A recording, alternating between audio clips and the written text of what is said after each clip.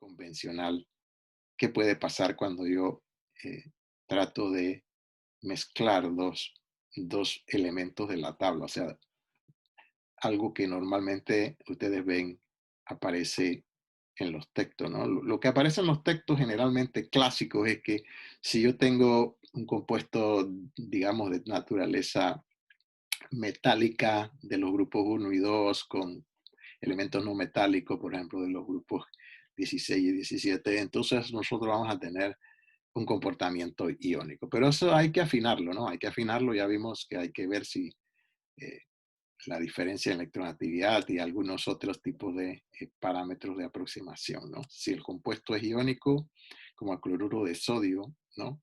O el óxido de magnesio, o si el compuesto es de naturaleza covalente, como el dióxido de carbono, el amoníaco, ¿no? Y entonces eso lo tenemos aquí.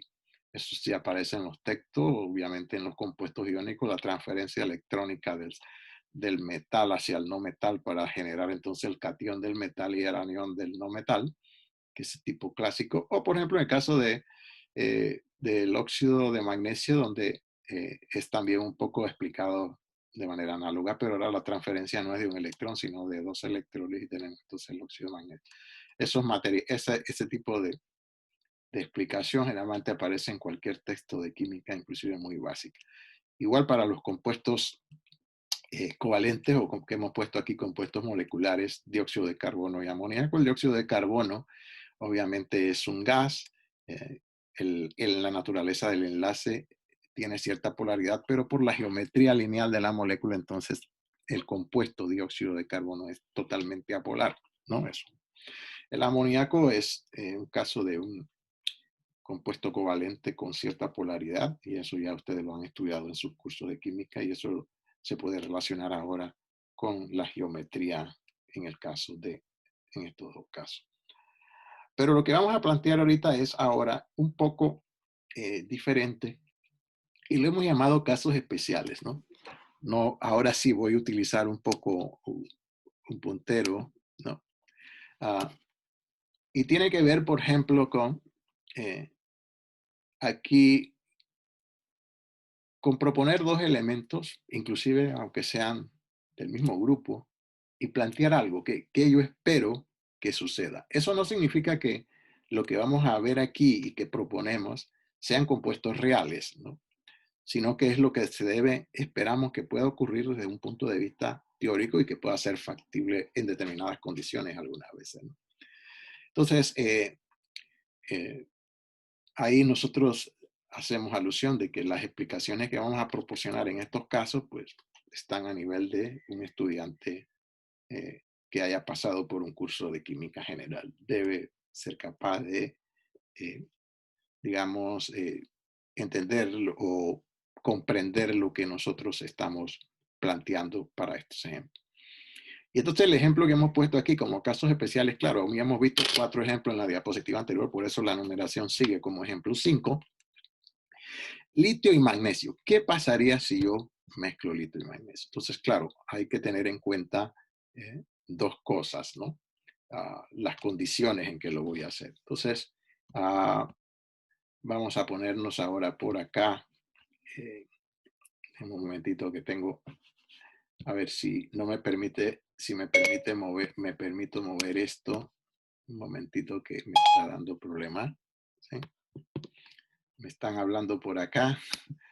Ajá, voy a poner esto por acá. Me voy a poner por acá para no bloquear, ¿no? Entonces, fíjense el análisis que hacemos aquí, ¿no? Yo tengo litio y magnesio, entonces yo veo que litio tiene una electronegatividad de 1 y hago lo más simple, que es lo primero que aprendimos, ¿no? La diferencia en electronegatividad me dice que yo espero un compuesto covalente entre litio y magnesio. Ajá, entonces si yo espero eso, debo compartir sus electrones. El litio tiene una capacidad de compartir un electrón, el magnesio 2 sí se hibrida. Entonces es lo que proponemos aquí. Sugerimos una hibridación sp en el magnesio para compartir sus dos electrones, lo que implicaría una molécula lineal del tipo sí, magnesio de litio. Esto sería, digamos, una molécula lineal, ¿no? Este compuesto obviamente podría darse en fase gaseosa, no puede ser en otra fase. O sea, yo tendría que tener, sublimar el litio y sublimar el magnesio, o sea, tenerlo en estado gaseoso ambos, ¿no? Y desde luego, para que no formen otra cosa, no puede haber ningún resto de oxígeno ni de agua, porque donde haya resto de estos elementos, inclusive en fase gaseosa, se va a formar el óxido de litio preferentemente, ¿no?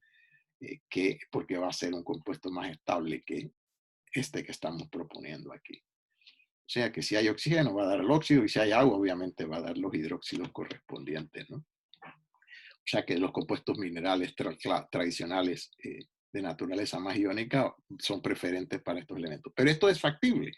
Y esto es algo que quizás ustedes no van a encontrar en ningún texto, ¿no? Por eso lo planteamos allí, que puede ser lo que es factible desde un punto de vista teórico. Entonces, esta es la teoría de enlace. Bueno, de enlace de valencia, nosotros podríamos proponer eso. Estamos aplicando entonces criterios de electronegatividad, criterios de hibridación en el átomo central y criterios de geometría, ¿no? Todo lo que han visto ustedes, por ejemplo, en cursos básicos de química. Pero ¿qué puede suceder? ¿Qué pasa si yo, en vez de, no, de llevarlo hasta la fase gaseosa, me quedo en la fase líquida? O sea, fundo nada más los dos metales, no los sublimo, los fundo. Si yo fundo ambos metales, entonces, ¿qué vamos a proponer? Bueno, si los dos están en estado líquido, se van a mezclar, van a formar una disolución líquida que al enfriar me va a formar una aleación. ¿Ok? Justo lo que acabamos de ver para sólidos metálicos, ¿no? Entonces, si yo tengo dos metales y los fundo y luego enfrío, voy a formar una aleación. Si yo tendría una aleación de litio con magnesio, esa sería una aleación de dos metales, ¿no? Pero obviamente las aleaciones se preparan fundiendo los metales y luego enfriando. Y dependiendo de cómo se dé el enfriamiento, así voy a tener el ordenamiento de esos átomos, ¿sí? Eh, Dependiendo del ordenamiento, voy a tener diferentes tipos de aleaciones y dependiendo de la proporción en que los mezcle también, ¿no? Las aleaciones tienen esas características, ¿no? Entonces aquí hemos puesto, a ver qué pusimos en ese momento, hace ya buen rato que nosotros propusimos esto, hace un par de años, hace 4 o 5 años, 6, perdón, ya va para 6. Entonces, aquí ponemos que si observamos las estructuras, ¿sí? Son cúbicas centradas en el cuerpo para el litio y hexagonal para el magnesio. Y sus radios son de 150 y 7 picómetros y 160. Estas son características de ambos metales que las podemos encontrar inclusive en la tabla, ¿no? Entonces, cuando los átomos son más o menos del mismo tamaño, entonces uno puede ocupar la posición del otro. Entonces, hablamos de una red, ¿sí? O una aleación por sustitución, ¿sí? Porque la posición en la red del magnesio puede ser ocupada por un átomo de litio, ¿sí? Entonces, para una aleación de litio en magnesio, o sea, donde hay mayor proporción de magnesio, tendríamos un arreglo hexagonal, un empaquetamiento hexagonal compacto de átomos de magnesio y algunos de los átomos de magnesio son sustituidos por el litio en las posiciones del empaquetamiento hexagonal compacto. Eso sería entonces una aleación por sustitución, no una aleación intersticial. Aleación intersticial es donde el otro átomo se fuera a los huecos que hay entre los átomos de magnesio, ¿no? Eso es claro, digamos así, dicho de esa manera, comprenderlo, ¿no? Obviamente, ¿sí? Cuando usted lo funde y todo, el litio no puede oler humedad, ¿no? Entonces, por eso volvemos a resaltar y subrayamos que eso será factible en condiciones de ausencia de oxígeno y agua. Ahí dice agua al final, pero bueno, está mi, mi recuadro y por eso vamos a dejarlo así. Ahí al final dice en ausencia de oxígeno y agua. Entonces es un caso especial donde hemos utilizado, digamos, inclusive fíjese, elementos del mismo lado de la tabla, cosa que no es clásica, por eso lo llamamos casos especiales. Bien, veamos qué otra cosa planteamos aquí para tratar de integrar los conceptos que hemos venido viendo a través del semestre. ¿Ok? Caso especial 2. Déjenme mover. Acá ustedes, esto que yo estoy haciendo acá, que muevo ventanas y muevo ventanas, ustedes no lo ven. Pero acá estamos. En el caso que llamamos ejemplo 6, o sea que es un caso especial que hemos puesto aquí como caso especial 2, ¿sí? ¿Qué tendría yo? Ya hemos seleccionado, ahora hemos agarrado dos elementos del grupo, digamos, un elemento del grupo 13 con un elemento del grupo 16. Estamos haciendo esto porque hemos agarrado dos elementos del bloque S. Ahora estamos agarrando dos elementos del bloque P. Algo que como les decía, en los textos normalmente no se plantea eso, ¿no? Salvo que estén hablando de aleaciones y eso. Veamos, analicemos galio y selenio. Otra vez, la diferencia en electronegatividad cae dentro de un rango covalente, la interacción entre esos dos átomos, ¿no? ¿Sí? Fíjense que aquí echamos por tierra eso que aprendemos. Si es un metal con un no metal, pensamos iónico, ¿no? No, no, señores. Fíjense que está descartado, por eso les decía que esa es un poco la diferencia entre los cursos básicos de química y la química inorgánica, ¿no? Entonces, si vamos a unir ellos dos y proponemos el enlace covalente, ¿sí? Entonces yo tendría que proponer que el galio comparta sus tres electrones. El galio está en el grupo 13, así que su configuración es S2P1. Por eso entonces para compartir sus tres electrones debe, digamos, desaparear esos dos electrones y que entonces pase a un orbital P. Entonces tendría los electrones en el orbital S y dos orbitales P. Por eso hablamos de hibridación SP2, ¿no? Entonces eso implicaría que el galio se debe compartir sus tres electrones, pero como la capacidad de compartición del selenio es de dos electrones, y ese está en el grupo del oxígeno, entonces yo necesitaría, ¿sí? Tres selenios y para que se combinen con dos galios para que pueda entonces tener una compartición, digamos, igual, ¿no? Homogénea, entonces, seis electrones, porque como el selenio, perdón, comparte dos electrones y el galio, ahora hibridado, va a compartir tres, entonces me va a quedar un electrón por allí colgando, que es el que entonces ah, como el otro quedaría entonces para unir dos unidades de galio y entonces necesitaríamos tres selenios para que sean dos galios, aportarían seis electrones ya hibridados y entonces eso cumpliría las necesidades de tres selenios, ¿no? Nada más haciendo el balance electrónico.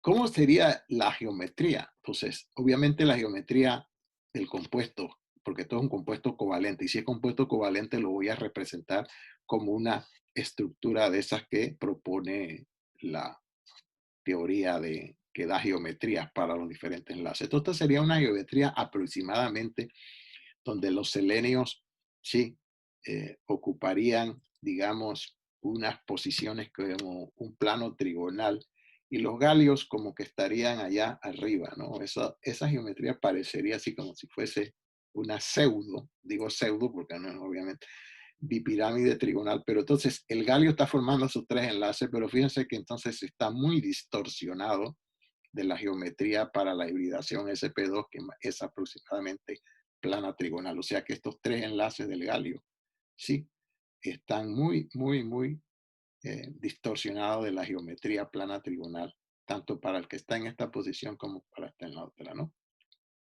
Cada selenio aquí hemos tratado que tenga sus dos enlaces, ¿lo ven? Angular, angular. Y cada galio sus tres enlaces, ¿no? Por eso da esta estructura. Pero entonces aquí lo que planteamos es poco probable por la distorsión del ambiente plano alrededor del galio, ¿ok? Porque si nosotros proponemos esta hibridación, esta región debiera ser más plana. Así que esa estructura no es muy estable. Pudiera ser factible desde la consideración teórica que estamos planteando aquí en este primer párrafo, pero obviamente no. ¿Qué sucede si ahora, ¿sí? Yo no hibrido el galio, ¿sí? ¿Ok? Ah, ¿De acuerdo? Sí. Si yo no hibrido el galio, ¿sí?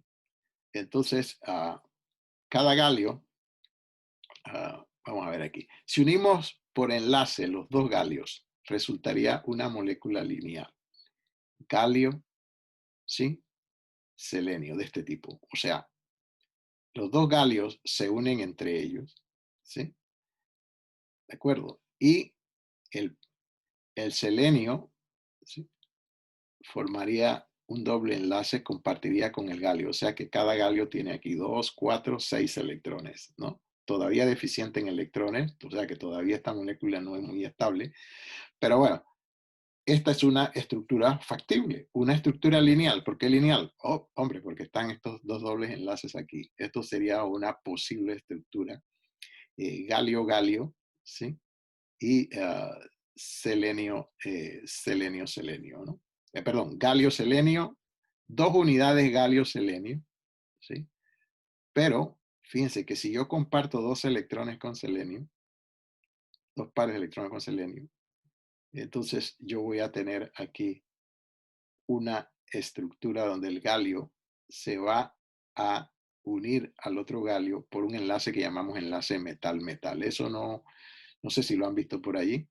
Pero entonces, esto sería algo que pudiéramos proponer. O sea, donde ustedes ven que cada átomo está rodeado de su ambiente normal. Dos enlaces el selenio, un doble enlace selenio, correcto, como lo hace el oxígeno, y un doble enlace con el otro átomo de galio, y los galios unidos entre sí. Esta es una especie donde existe lo que llamamos un enlace metal-metal. Fíjense que no he dicho enlace metálico, sino enlace metal-metal. Porque el enlace metálico es donde el enlace que hay entre, si yo tengo solamente galio, el metal solo galio, ¿no?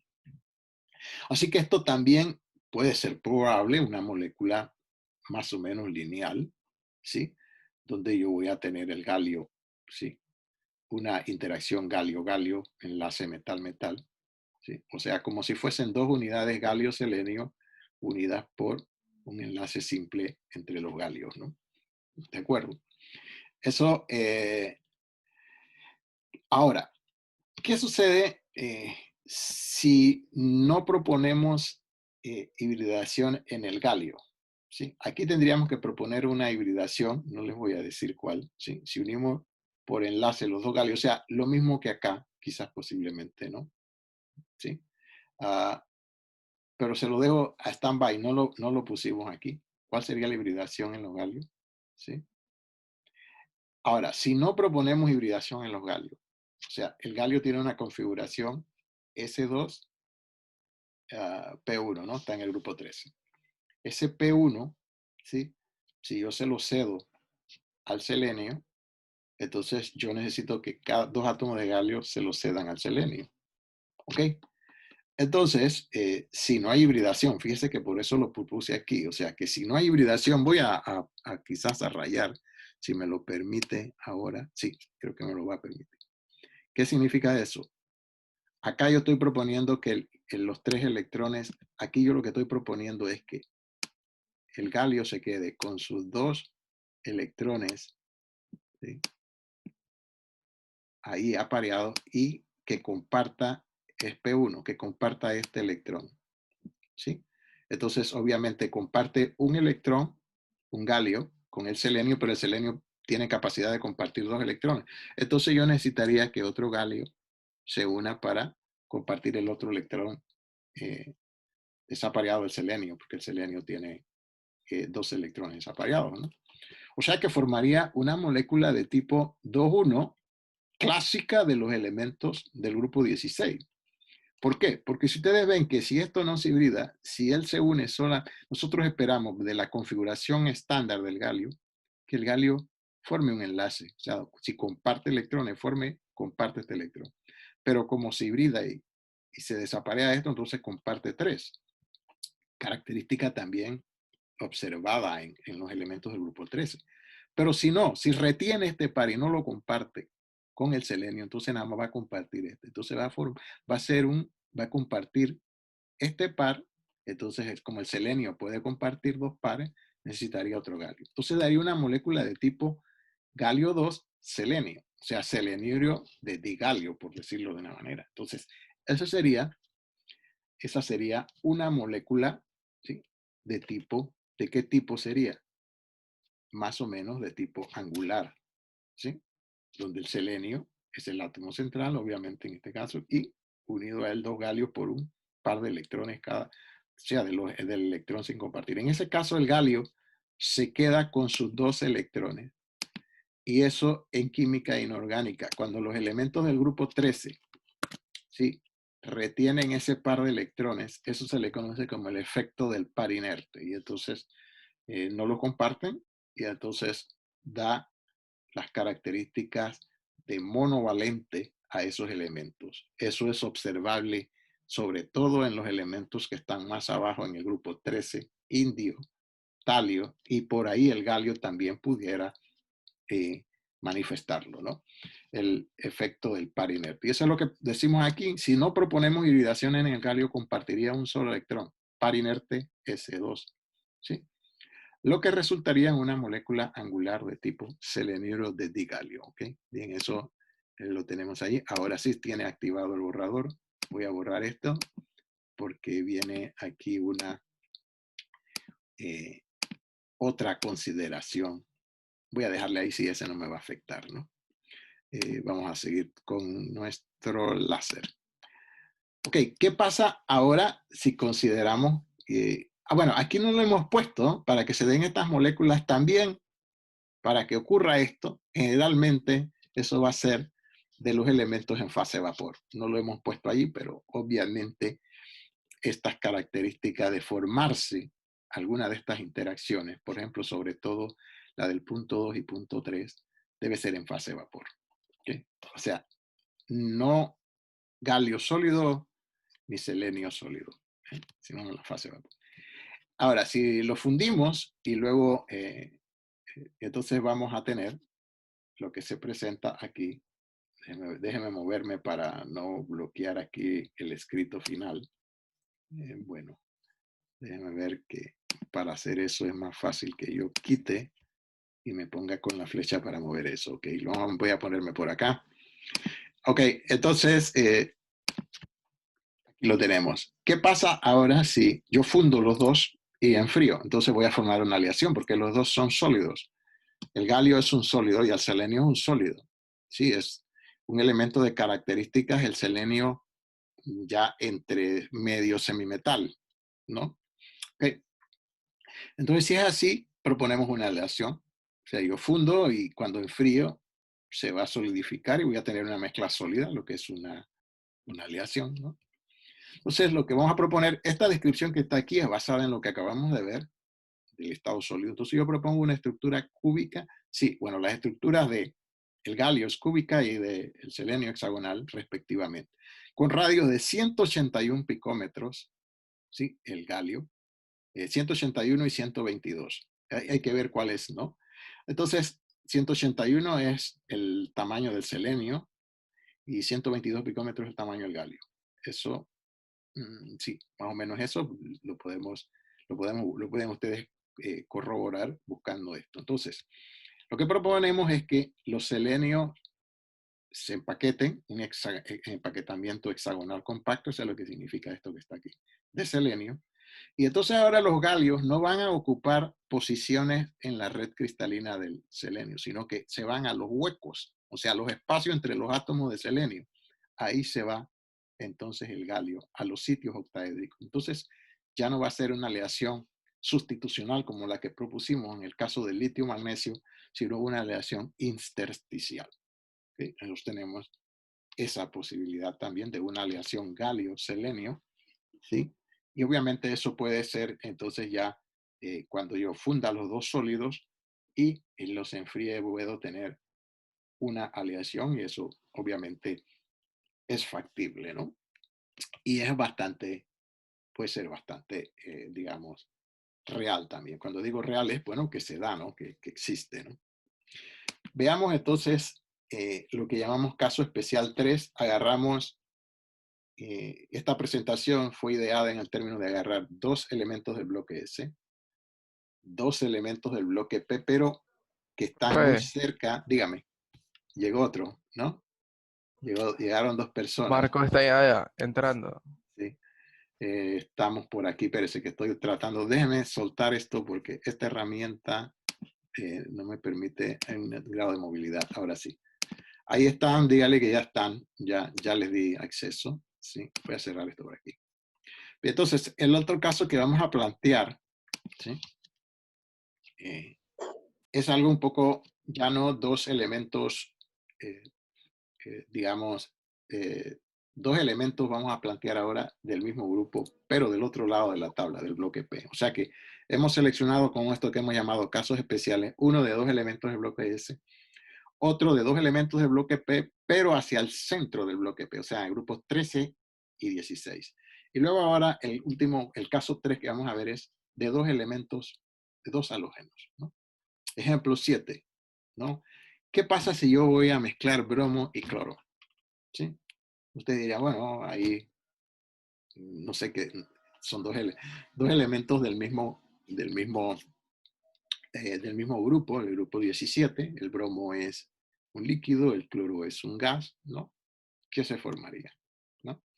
Ya sabemos que si son gases, preferiblemente van a formar estructuras covalentes, ¿no? Veamos qué pasa. Están en el mismo grupo, obviamente la electronegatividad entre ellos dos está muy cercana.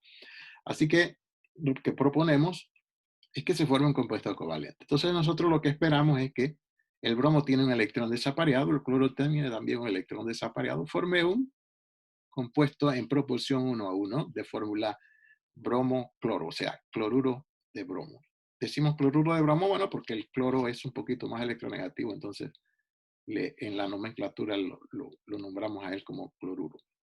Pero obviamente ahí no hay iones de cloro, ¿eh? Por eso esa forma de llamarlo cloruro de bromo de la nomenclatura no sería muy adecuada para este caso, porque este es un compuesto covalente bastante neutro, o sea, un compuesto covalente neutro no tendríamos que decir, bueno, decimos cloruro de bromo por efectos de nomenclatura, ¿no?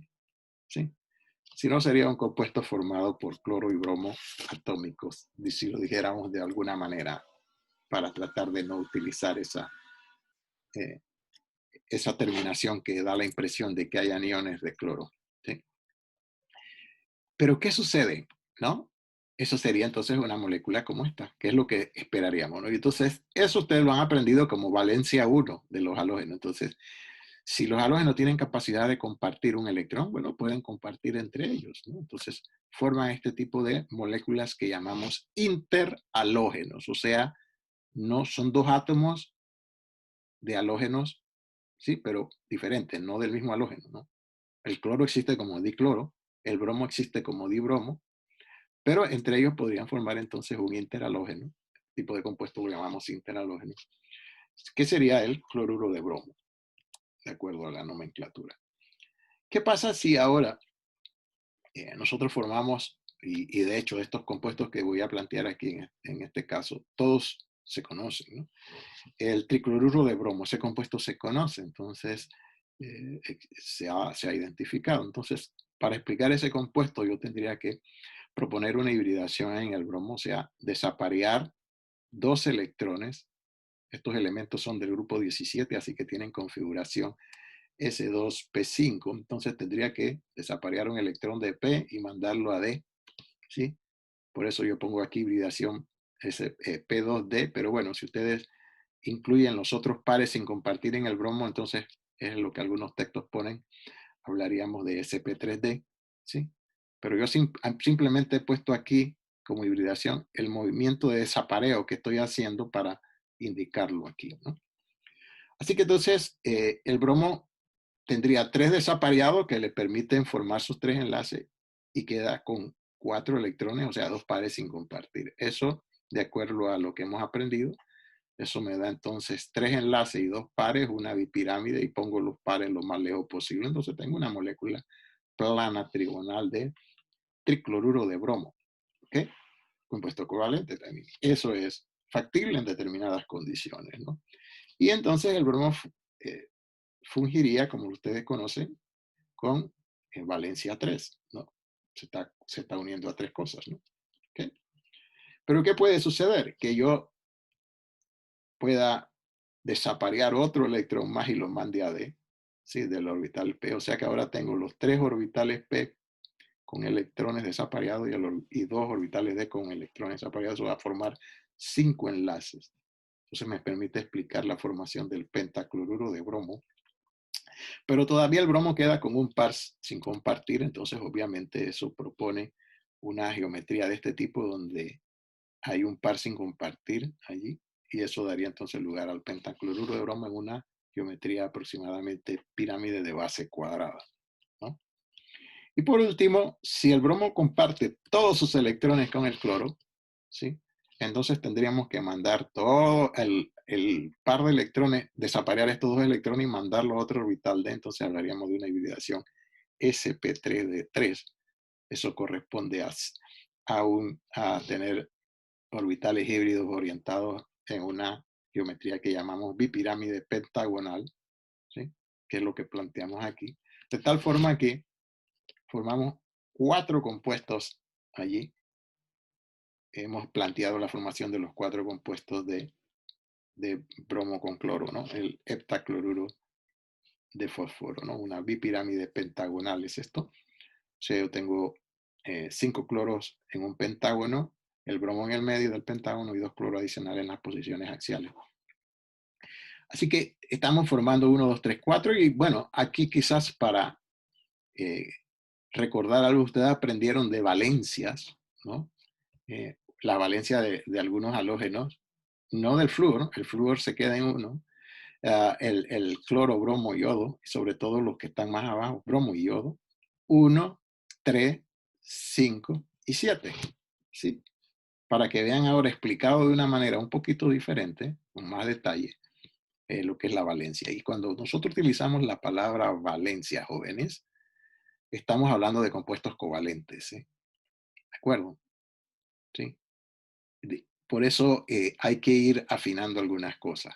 Cuando usted usa este tipo de presentación, que está así, estas estructuras moleculares, entonces está considerando esto como si fuese la RPCV. Eso también es pares electrónicos de la capa de valencia y es enlace covalente, es un enfoque covalente. Cuando yo dibujo estas proyecciones, enfoque covalente. Cuando yo dibuje proyecciones como las celdas unitarias que acabamos de ver en las presentaciones nuestras, en las anteriores, entonces estoy hablando de un enfoque de naturaleza, si es para compuestos iónicos, sólidos iónicos, o sea, de esos empaquetamientos de esferas, ¿no? Y que tiene que cumplir con los requisitos de cristalización. Si yo uso modelo de cristal, estoy considerando la sustancia como iónica. Si yo uso este tipo de modelo, yo estoy considerando la sustancia o el compuesto, o lo que fuese, como covalente. ¿Estamos claros? Entonces, con eso, lo que queríamos era darle un pantallazo y por eso a esta presentación vamos a descartarle las rayadas que le hicimos. A esta presentación nosotros le llamábamos integración, creo que le llamamos así, ¿no? Integración de temas, ¿no? Porque tratamos de integrar los conceptos de enlace iónico, enlace covalente y el caso de las aleaciones, ¿no? Y entonces también ver una cosa un poquito diferente en cuanto a lo clásico de combinar elementos de lugares muy distantes de las tablas, clásico, y ahora hacer una interpretación tratando de enfocar las posibilidades de que dos elementos de la tabla formen compuestos, digamos, no tan eh, clásicos como lo que aparece en la mayoría de los textos. Con eso, entonces, yo lo que he querido es tratar de darle un enfoque, digamos, de integración, como dice el título, o de armonía entre los elementos de la tabla. Cuando digo armonía, pues la posibilidad de que, a pesar de que uno piense que no puedan reaccionar, puedan formar algún tipo de material. Digo material porque en definitiva son compuestos materiales, ¿no? Eso es la química. Y con ello, entonces, también para que les sirva en lo que hemos enfocado hoy, de versus, de si encuentran algo en sus trabajos, quizás entenderlo y no incluirlo por razones de que piensen que no es un tema